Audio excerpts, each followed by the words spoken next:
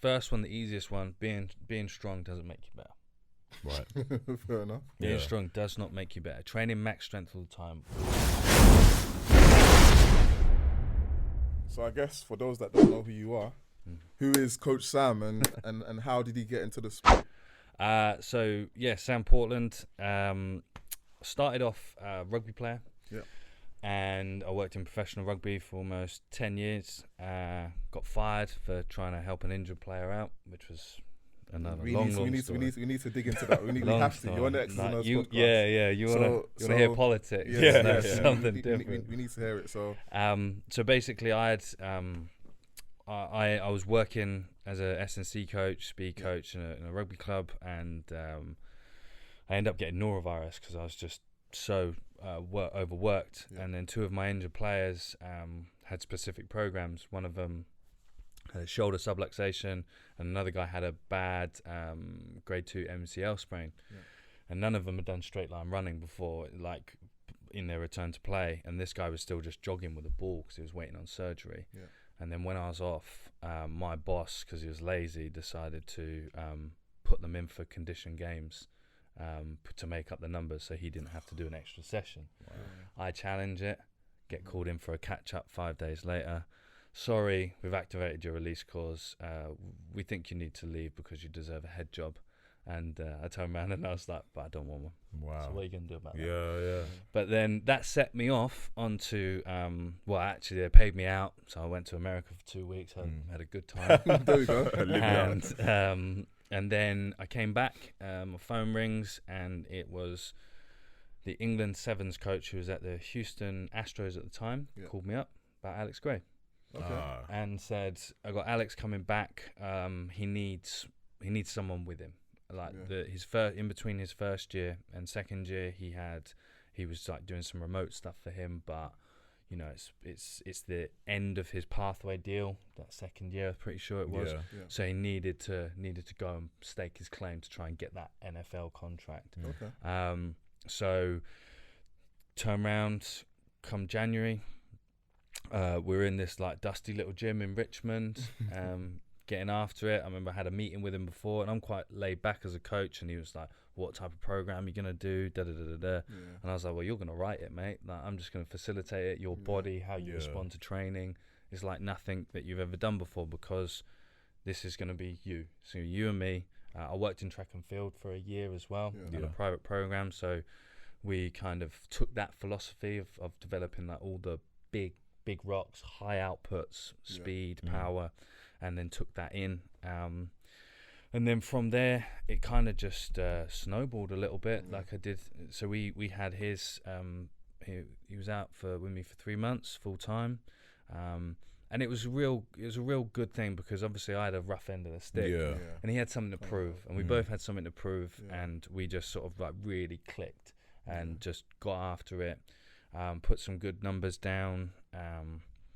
We had to train on this small bit of turf, like in this muddy field. I remember for like a prowler, like we had to carry weights across 2 rugby pitches to get to the turf. I was sat on the sled at some points, like just getting it done, and it was good. Like we ended up over with Marvin, the coach of Speedworks in Lee Valley, for a day, and on the track he put down from 2.24 over 20 yards with a 1-3 10-yard split from a 2 point. Moving, so we got him in a real good place, and it was just like really nice to see. And then ended up that kind of like opened a little door, and then I was in line for the NFL Academy S&C role. Politics, obviously. The Coach Bryce gave it to his mate. And then from there, phone rings again. Alex comes back, and then I had Jack Crawford came over, and he worked out with us for a couple of weeks, and then get the phone call, INS guys for the CFL boys, and then I've helped a few like online guys out since. Guys playing at Blitz, a couple of guys up north. Just enjoying it, and then kind of like slowly making that transition of playing myself, because it's just different challenge, good fun, enjoying it. So. How did you make that transition from a guy that was into track and field and rugby? What made you brave enough to be like, Alex Gray's called, I'm going to take him on even though I know it's going through to a totally different sport? How did you sort of get your mind set to do that? Hold your nerve, mate. Like, literally, just hold your nerve, just stay in it. Do your homework. Yeah. Do your homework. You got to read up about the sport, understand the sport. But essentially, there's some really simple rules of performance. If you're faster than the game slows down. If you can recover between days, then the game gets easier. And if you break it down to that simplest form, and then I was very lucky because all I had to do with him was get his body right. Yeah. Like, he was a mess when he came to see me, and he won't argue with that. He used to get back spasms and all these like real bad issues because his torso is as long as his legs. So he's 6'6". right? Yeah. So he's like a unbalanced waiter when he's moving around, and so we just spent time focusing on him, building his rocks. When he get to camp, that's when he's football. Yeah. When we're out, healthy, athletic, enjoying it, and that's the biggest thing. Like when it was raining, end of January, it was like 1 degree outside. We're running tempos, like. You don't want to be there, do you? Oh, man, I was the one standing still. Yeah. Like, muscles cold, shivering. Yeah. Why am I doing this? And it was just like, we would do body work before, and literally we were in this like cold hut, and I would do body work on him to warm him up. Yeah. So we could train. Yeah. And it's just like focusing on what you need to do to get yourself right, and then hold your nerve. And if the numbers keep coming through that you want to see, then you keep pushing it, move it in the right direction. If it doesn't, then you change. There must be something quite nice about getting a particular athlete from A to B, even if they're at a certain point already when you meet them. But when they elevate to a certain degree, you can see the process is rewarding. You can see where the scale of where they're moving from, and where they get to. Absolutely. And I spent, I've worked with British and Irish Lions, people have won the World Cup, World Player of the Year, stuff like that. Yeah. When you get those people, the job's pretty much done. It's just about making sure that they're healthy and they're ready for the weekend. So this is a really different challenge in itself, and this is why when I was full-time in club, I couldn't have the impact that I try to have now, because true coaching, and what I say, is taking someone who's recognizing where they are, giving them the right recipe to bake the cake to get them to that next level. Right. And you say with like Alex when he came in, thoroughbred athlete, but what he needed was lots of really general things that every athlete can benefit from. But it's about recognizing there and then doing that journey. Like recently, I've had a guy plays down in Portsmouth, a young lad, 12 weeks, put 10 kilos on because he wanted to mass up, and his speed and powers increased. Yeah. But that that's not highlight reel stuff, but what that's coaching. Yeah, I think it's a good point. I think a lot of people, in particular, I'd say the BAFA or the UK American football, we focus on, we're going to the gym and we're doing the heavy lifting and all the big stuff that we can tell people we're proud of. But all the things that you could almost call them basics, back to basics, we don't really have on lock at all. Even if it might be just mechanics of running, something as simple as that. And I feel like we're so fast to sprint before we can walk that we forget all the basic things that you need to do before you can actually perform in any kind of sport, really. But I want to go back, and I want to find out, because obviously Exs and Os, we're predominantly in American football. Rugby was your first contact sport. How did you get into rugby? And at the time of you deciding what you were going to do, had American football even flagged up? Were you aware of the sport in the UK? Had you seen any teams? Yeah, so where I played rugby from 8 years old, I basically got into it from when it was like a half-term camp, and it was like a multi-sport camp. Right. And like mum and dad both had to work. Like, go on, you just go there. You're doing, you're getting out of the house. And then it was the rugby day, and I was like 8 years old, and it was like a tag thing, and I just stepped into someone's lane and got smashed, and we signed up that weekend. And that kind of clicked for me from there. But I played on the wing, so I was always naturally fast, top end guy, and so that kind of led my path. But when I was at the club, Hertfordshire Cheetahs, they used to be called Chiltern Cheetahs. Oh, okay. And they played at my rugby club on a Right. Sunday. Right. So I remember seeing them and knowing that it was in the UK. Yeah.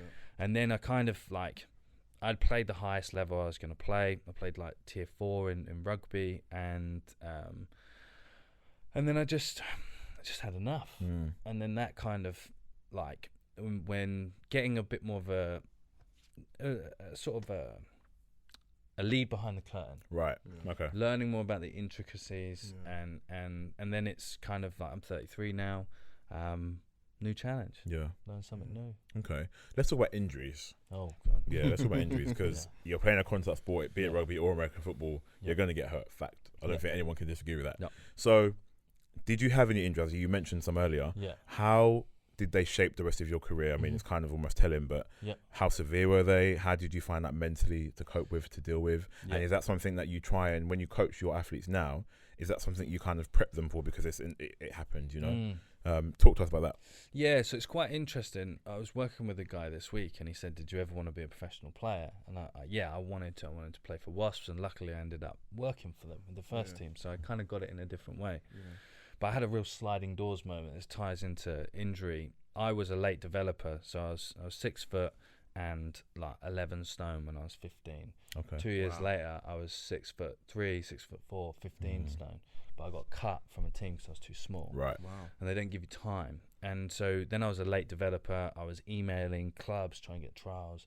I got put out on loan from one place, broke my leg in the first game. Wow. Oh man. At the same time, on that game, I was on the academy coach's radar at Wasps, and he came to try and scout me at my old club the day I broke my leg for the new club. And he did, and so that sliding doors moment, and I was like, well, okay. So from there, like, I had to rehab my own broken leg because NHS is dog, and for sports rehab. I'll get that out there. Get cancelled, isn't it? Yeah. And so so then that put me on the path of being an S&C coach. Okay. And so in terms of those injuries, like, there's a couple of, like, you get catastrophic acute injuries. You get, you know, when you've got big guys running into each other at funny angles, velocity, you know, everyone, like, Something's bound to happen. Yeah, like, I've had some bad injuries, hernia, broken leg, osteosis pubis. I've got half a pec missing this side. Damn. Like, you name it. But they all happen through velocity collision. The body's not like, you're running 10 meters per second and someone cuts you in half. Yeah. Something's going to break. Yeah. And so the idea of getting your basics right in your training, like the neglection of such a simple form of, like, stretching. Yeah. And people say, well, stretching dampens speed. No, it doesn't. What it allows the muscles to do to be robust at extra length. And what we need to do when we're creating velocity and high speed movement, we need accessible length in the muscle. Right. So when I'm in my base stretching position, I do my hamstring stretching or whatever, I need to find range because I've got the horsepower to use it. And that's where it gets a bit... That's quite interesting. Yeah, when you've got, like, these sort of faddy things, that's why you blame people's highlight reel for combine training, for all the problems that you see. You know, blame all that stuff, because what they don't see is, you know, like with Alex, we do 40 minutes on a Pilates reformer every day. Wow. 40 minutes? Yeah. We do 45 minutes of manual therapy, mobility and warming up. 40 minutes on a Pilates machine before we did speed. Yeah. Wow. Do you know, so those are the things that keep the body together. Yeah. And in terms of, like, the psychology of it, it's simple. As soon as you cross the white line, you consent to being hurt. Yeah. That's it. It's simple. I agree. Like, so you can't, if you get hurt, you can't blame anyone. It's your own fault. Yeah. Like, we're idiots enough playing, to play this type of game. Yeah. Something that you love. And so from that point, it's just having your bases covered in knowing that you don't have to train and look high end in the gym all the time.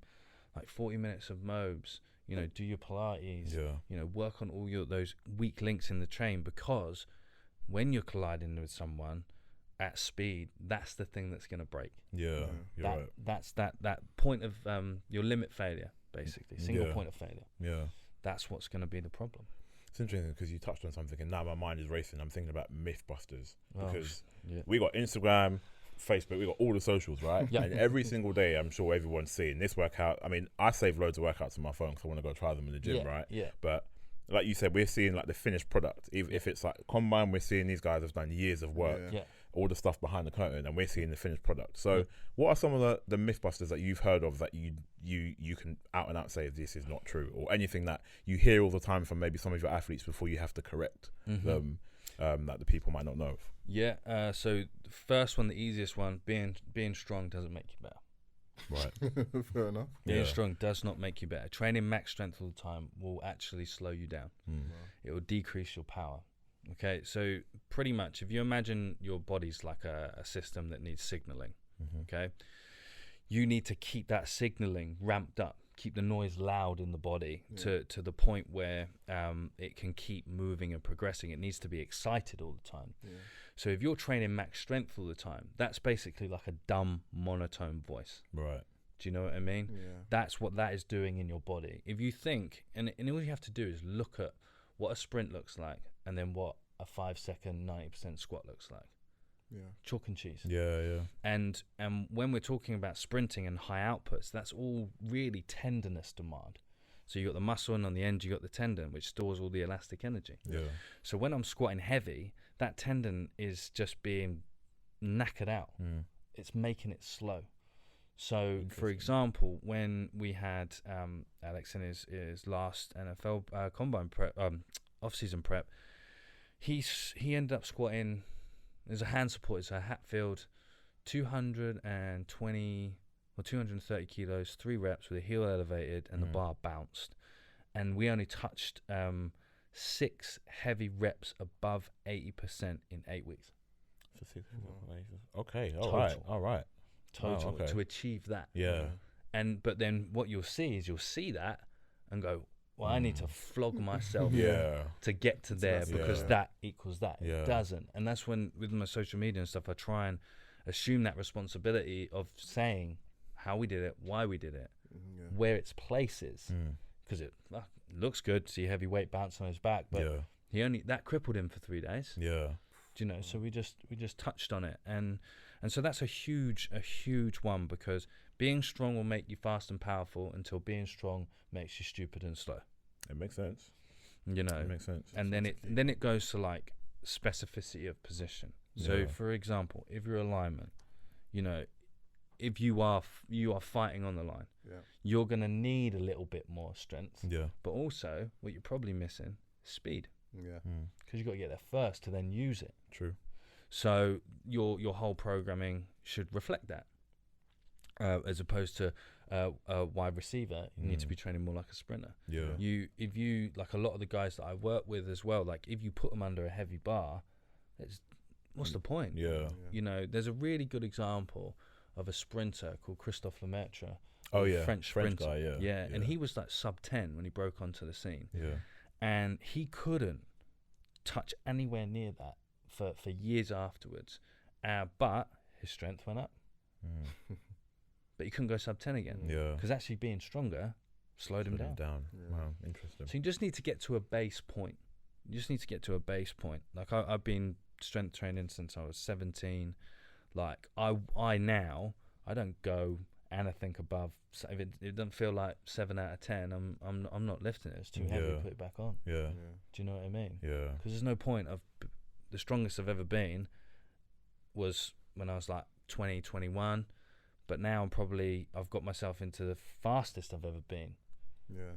Without being the strongest I've ever been. It's real simple. I think there's a lot of ego involved as well. Like people need to be able to put that to the side and be like, you know what, let me just do what's right for me and what I actually need to achieve, and not just lugging every weight on in the gym. And putting a video up where, look at me, the bar's bouncing. Exactly. And then be hurt for the next week. Exactly. Probably third on the depth chart as well. Everyone, I don't know, especially in UK American football, everyone seems to equate lifting the heaviest to being one of the best on the field, and it's not necessarily always the case. Yeah, exactly. And if to say, like, if for any type of, if you want to lift heavy, like a heavy sled pull. Yeah. If you can pull a heavy sled, 200 kilos, you can push that. That's something to be proud about. Like that's something that strength does matter, but that's only going to matter for a few weeks. Right. And then that's it. And then because also, and this is what people don't tell you, like if you're strong, there's something called a residual training effect, which is basically like if you stop doing that, then how long you will maintain that quality for without doing it again. Yeah. So like your strength over a 4-week period will only decay up to 8% if you don't train strength. Right. Speed, 5 to 7 days. Okay. So what's more important to Yeah. keep working on and nourishing and sort of facilitating, but at the same time, what's even funnier, being fast will make you strong. I see that. Yeah. Because if you, there's this other thing called size principle, right? So if my body's really, really easy, like it's really, really stupid, put it that way, and it will take the path of least resistance. So I've got 100 kilos on the bar, and I'm press it, and my body will only use enough energy and muscle fiber that it has to, Right. because it's survival. Right. However, if I then take that 100 kilos and try and throw it, it will activate all the fast twitch, more motor units because of the demand on it. Yeah. Now, if you take that relationship and then look at sprinting, for example, if I do some accelerations or resisted accelerations, I'm activating everything I got. I'm activating everything that I got. So then, if I can only activate a small amount of that under the bar, and then I'm activating everything over here, next time I get under the weights, it's going to feel lighter. Yeah. Because you've got stronger. Yeah. And then all it serves is just something to just keep you moving. Yeah. Keep you moving along the road, you know? Yeah. What are your thoughts on the raw American football guys that you get and you work with? Because a lot of us wouldn't have had, elite level training before. Especially, I remember being in university and all my coaches told me, get into the gym. And it's a case of, okay, I'm going to the gym. Yeah. You know what I'm doing, Yeah. but I'll go to the gym. I'll do my bit of cardio. Be on the spin bike. Lift some heavy weights, and I'm in the gym. So what is having those sort of raw athletes and also the CFL guys that you got? How is it having those guys, and what were your thoughts on them when you first had them in comparison to when they finished their courses with you? Excitement. Yeah. Because that is it. It's so raw. So raw. And not to their own fault, uneducated. Yeah. And that's not, obviously, me not sitting on a high horse, but we've just talked about all the problems that good videography and social media can cause. Do you know what I mean? And so when I see those players, it's like take David, for example. Freak. Monster. Absolutely. Right? And when he rocked up, I was like, okay, let's see what you got. Pushed out, and I was like, oh, fucking hell. Like, here we go. And they only gave me 8 hours with them. So I was like scratching my head, and I said to them, like Glenn as well, like Glenn's a freak as well, strong, powerful. He's S&C coach as well, but sometimes like I hire out my own work because I get in my own way. And so he was really good to listen and work on that. But it's like I think we dropped nearly 3/10 or something off David in that time over his 40, and that was the big standout. And even on that day that you came, I'm not forgetting that day. And so I'm there looking at it, going, you're good enough now. Like if we can put some real structure around you, and if we can facilitate this, and then and that's one person. If we can do that en masse, if we can put something in place, because from my experience, the NFL Academy is not going to do that. And I'll say that fact. It's not going to do that because it's got one interest, the NFL, not the development of UK football. And we're a long way away from in the UK for a real steady pipeline of players making that league. For two big reasons. We don't have the infrastructure here, and the second one is they don't really want us anyway. Do you know what I mean? There is that politics there. It's America's game, right? And if there's money coming in, then that's always going to dictate what we do. But if you put that en masse, there's a lot of raw talent, speed, power in abundance that if just taken care of and just shown just a few of the right things to be able to do, then it's just going to elevate the whole thing. Absolutely. And I saw I was watching a TV show the other day. for Life on Sky. So good. And this woman's like doing reforms in prisons, and she just said, like, if you're thinking about solving a problem in your own lifetime, you're thinking too small. Wow. So we've got, you know, a 10, 20 year thing ahead of you that could actually go, do you know what? Forget all these things we're trying to achieve. Yeah. Let's just take it all over. Yeah. Interesting. So, like, if you coupled with what you just said and look forward now in terms of athletes in the UK in particular, where do you see your position in terms of trying to help? Because I know for a fact some people have been in contact. Yeah. I mean, after we had Glenn and David and Cadell in the river, and people saw what they saw. And even things that, I know it sounds silly, but even things that seeing your laser setup, people are probably thinking, what's this? What's going on here? Like, where's this guy coming from? Yeah. All of a sudden, they've got this like speed coach from nowhere. Something that they haven't had before. Yeah. So, like, where do you see the future in terms of trying to help UK athletes, you know, take it up a notch or take it up a level, or even get to the stage where, you know, David's in the CFL, and potentially Glenn will be going there next season. Yeah, well, you can see where the pathway is, isn't it? You know, get out to Europe, and see what you can make. Yeah, you know, there, if you can get to the CFL, you know, you're one border away. Yeah, well, literally that, yeah. But for me personally, you know, I want to be the point of call in the UK for S&C physical performance for American footballers. Simple. You know, it's been really nice to be able to work with some of the guys, you know, that have been in the NFL and been to the big show. Yeah. But there's plenty more big games to be played, like at Mill Hill Football Club on the weekend. And there's loads of big games to be had, and there's loads of talent to be nurtured and built. And that's where it's like the whole thing needs a conscious shift. Yeah. The whole thing needs a lift. Yeah. And if you can create a certain level of accessibility for that, because one college program in Barnet is not going to do that. Yeah. You know, because it's got an elitist mentality. Yeah. Not an overall how widespread. We're gonna, how are we going to do that? Because if we take a tenth off your time, we take a tenth off your time. You know, then everything gets faster. Yeah. You know, not just the select few. We need everything to grow. Yeah. So how do we do that? How do we execute that then? How do we ensure that, if not you, but we ensure that our athletes are getting the best sort of level of training that is required to take them to the next step? Because, you know, we were chatting earlier, myself and George went to the CFL combine, and you speak to some of the athletes and they're saying, I prepped by going to the gym. And you know you can't prep for a combine by just going to the gym. You need specific combine prep. So how do we make you the hub for these athletes? First and foremost, it's probably going to come back to good videography. Yeah, well, that's important, because you need to be able to show that is important. Yeah. Oh, absolutely. No, definitely. And then also with anything, needs an audit from top down.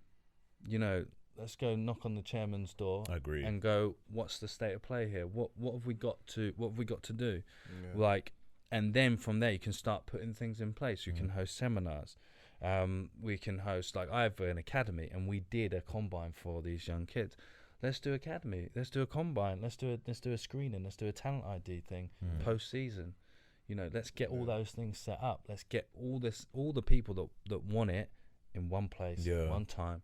Get them all there, and then we roll it out. Yeah. I think to add on to that, the one thing that I will say is the time, maybe years ago when we were like starting out, there wasn't really like an aura about American football. Yeah. You may have seen teams and you might have heard of the Blitz and Warriors. Yeah. And maybe as far back as the Ravens, but there wasn't really a bubble like there is now. Like, people were actually invested in.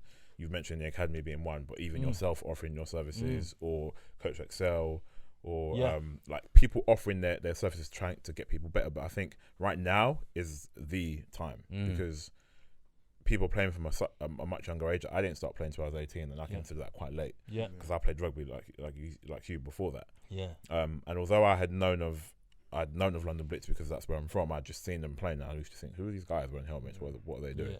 But I think now, with everything that's going on, like, again, we talk about the social media, but that is an aspect in itself of it. Everything that's happening, if anyone's going to get involved, now is an amazing time, especially whilst they're young enough to learn correctly. Yeah. So, young enough to not just go and lift weights, but to know what you're doing with the weight or refining the mechanics and the small bits are actually going to propel you when it comes to, when you need that little bit more. Yeah, definitely. And that's when the opportunity to work with David and Glenn and those guys came up. I snatched it, and I did it for 2 reasons. Well, one, for no money, but B, for the opportunity. Yeah. We were talking just before, can we get them there? Yeah. Because, having worked with Alex and learnt more about the stuff in the UK here, it just needs it. Needs that life bled into it. Yeah. We can get people out there doing good things, and then even part of me gives me a bit of exposure. Oh, of course. No word of a lie. But then also I'm thinking in my head, well, what's the next thing to do? All right, I'll put some pads on myself. Yeah. I'll go and play. Yeah. I'll learn it. Yeah. I'll be there and see what happens. Yeah. So at 18, it was late. I'm 33. Never say never though. But, Yeah. but it'll help though. Putting on pads will help. Oh, yeah. There's one thing reading up about it and looking at people's mechanisms whilst they're playing, but actually being in it and being like, okay, cool, this is how I'm meant to move here, and having a real feel of it will definitely increase. Yeah, definitely. And the thing that I noticed the most out of that is that it just empties you like nothing. Yeah. Rugby, I've played in fast, hard games, but football empties you in a real different way. Who hits harder? That's the question. Everyone always asks that question. Yeah, well, to be fair, one of the D guys last week fucking give me a shot after the whistle, so that hurt. Oh, yeah. But, you get used to that, man. Yeah, but get used to that. So, being that you are a coach, we've had this debate on previous episodes before. So I'm really intrigued to see what you're saying now to answer to this question. To be a coach in a particular field, so for example, strength and conditioning or speed, do you feel like you as the coach would have had to have experienced some form of experience in that sport, in that field, for you to be able to coach others? Can you be a coach in speed and strength without having anything to do with speed and strength yourself in previous years? I think good coaches practice what they preach while they can. Okay. While they can, because you can't do it forever. And you've got to, there has to be an element of attachment to that process, and because first and foremost, if you look at the credibility of that person, they're going to be like, well, you're a fucking fat slob. What are you doing? What do you know? What are you doing? Otherwise, you might as well just be on Twitter. Yeah. And so then it's kind of that's only half the battle. Then you've got, obviously, good coaching comes from pedagogy, teaching, process, navigating these processes, baking the right cake at the right time, doing all of those things. And because honestly, strength and conditioning, speed development, it's really, really simple. 3 basic laws of physics. It's very, very simple, but where it's difficult is knowing how to put it all together at the right time. And that's where people mess it up. And so in terms of having your foot in the door, it's really, really important. It was so surprising, working with a couple of guys that were in the NFL, got no inquiries. Put on my Instagram story my first day at practice at Wembley Stadium and got 5. Yeah, well, you see, and that's kind of straight away. I was like, well, if my goal, my mission as a coach is just to help people, I mentor coaches. We do a lot of stuff. We just want to help people. Yeah. So if that means, I was like, they give me 5 opportunities. To help people. Yeah. Well, I better get good at this now.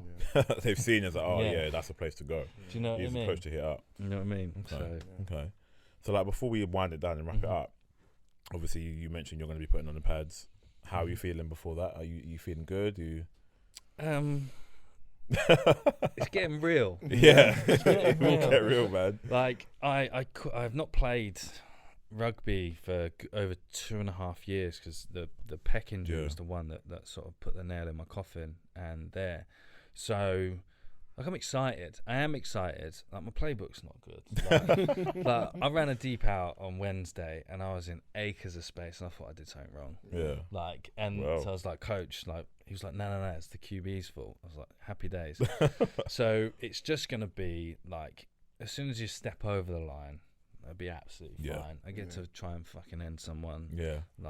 And go from there. And I'll settle in. I've played for about 10 years now and I still get nervous sometimes. So it's just normal, man. last week I had we got this new formation and they run like a pop.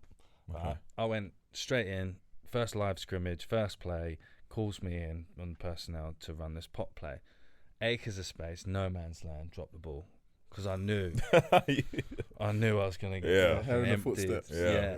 And so it was just like, because rugby, everything's played in front of you. Yeah, I was going to say, you can't necessarily see everyone coming. Like, you can get blindsided. Yeah. You could, Yeah, so this is just 3D. But what I love, the appreciation of the sport, is that you can possess all the physical qualities, but you need to think.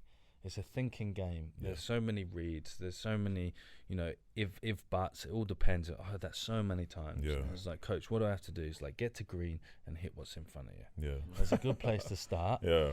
But then the appreciation for quarterbacks and stuff. Obviously, they have to map the field into 6 or 9 little boxes, and they're scanning through in seconds as well. Make the right read, make the right play. Yeah, and that's where you just become. Like, that's why I really fell in love with it. Yeah. Because you just become a student of it then, and you start learning and appreciation. But the one thing in terms of the last sort of little myth buster, and like the fast feet drills don't work. Oh, okay. They don't work. Ooh. So are we talking ladders and like? Yeah, they don't work. Wow. They don't work. Ooh, all right. And just to finish on, I love that. They don't work, and it's because you see loads of it, and it's a monkey see, monkey do. We're all part of it, and so. From what we know it from a physics point of view, like what you're trying to, breaking down is active deceleration, right? Trying to slow down, post up, or do whatever you need to do. So it's a transitional element movement. Right. So if you are pitter-patting all the way, the only thing that you're doing is a bit of neural priming, right? Okay. So, but we would do dribbles. We'd do like fast leg drills to build into our gears. Right. Because there's no context to breaking down and spinning over and over and over again. It doesn't achieve anything. Right. And let's not forget, it's slow. Mm. It's slow. So if you want to actually develop active braking, you've got to look at active deceleration, because someone could, you'll know a player that could probably break down really well, but then couldn't get out of the hole. Right. Because they don't know how to convert that. Yeah. They don't know how. Imagine like. You've got a bouncy ball, you drop it, it'll only bounce. But active deceleration is throwing that into the ground to get the force back out. Yeah. So the fast feet drills and the ladders, a bit of awareness, good to warm up, have some fun. Yeah. But if you're using it to help yourself progress, then you're wasting your time. Right. You're absolutely wasting That is your a good.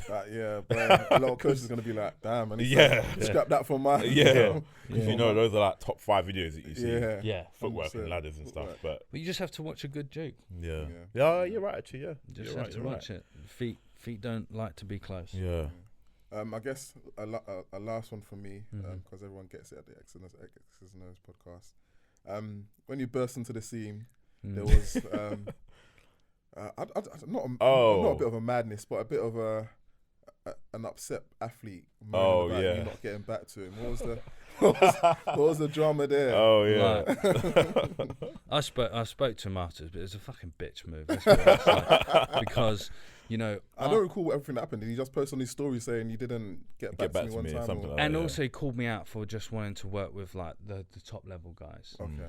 And it was quite childish. Yeah. Like, let's be honest. And I get maybe 200 DMs a week, sometimes 200 a day. Wow. And like I have help with that. Yeah. Like I'm a nightmare to get hold of. Yeah. Right? And I remember messaging him, and then I asked him to send it back, and it got lost in the mess. So do the right thing. Yeah. Give me a nudge. Appreciate my time. Don't try and publicly call me out, because at the end of the day, he made himself look like an idiot. Yeah. I'm still not going to work with you. Yeah. And do you know what I said? Look, send it again. I'll help you. Yeah. I've got no problem helping you. And I hope. I saw that. Yeah, I saw that. I was like, oh man. Good luck. He's all right. So where can people find you? Socials. Yes. Where can people find you? At Coach Portland, Instagram. Really, it's the best place to find me. And again, like, if you send me a message, I will reply. Yeah, I will reply. Yeah. Don't try and publicly humiliate me. Yeah. And it'll all be good. It'll all be good. So thank you very much for having me on. I really appreciate it.